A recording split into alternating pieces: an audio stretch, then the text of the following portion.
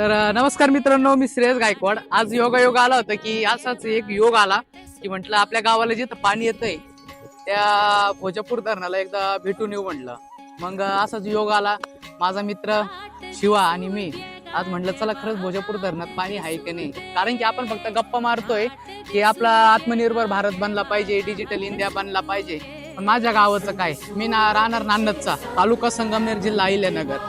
आमच्या गावामध्ये गेल्या डिसेंबरमध्येच पाणी संपून जातं आणि डिसेंबर पासूनच आम्हाला टँकर घ्यावं लागतं। बाकीच्यांचं नाही सांगत, बट माझं सांगतोय मी, कारण की आम्हाला महिन्याला 3 टँकर लागतात। एका टँकरची किंमत 800 ते 1000 रुपये असते। आमच्याकडे लहान मोठ्या 6-7 गायी आहेत, त्या गायींना पाणी पाजण्यासाठी आम्हाला टँकर घेणं गरजेचंच आहे। आणि विचार केला की पाणी आणायचं कुठून, आणि आम्हाला पाणी येतं भोजपूर धरणाचं, पण कधी जेव्हा पाणी ओव्हरफ्लो होतं, पुराचं जेव्हा स्थिती येते तेव्हा आम्हाला ओव्हरफ्लोचं पाणी येतं। आता तुम्ही म्हणाल हा एवढं कसं बोलतोय, मला जेवढं माहिती मी तेवढंच सांगणार। माझा पण एवढा काय अभ्यास झालेला नाही या बाबतीत, बस सत्य घटना हीच आहे। कारण की युवा पिढी जी पुढे आली पाहिजे, युवा पिढीनेच आपले प्रश्न मांडले पाहिजे समाजासमोर, आपल्या काय म्हणतात आमदारांपुढं, आपल्या खासदारांपुढं। पण ही खरं सत्य परिस्थिती, जोपर्यंत आपण आवाज उठवणार नाही तोपर्यंत काहीच होणार नाही।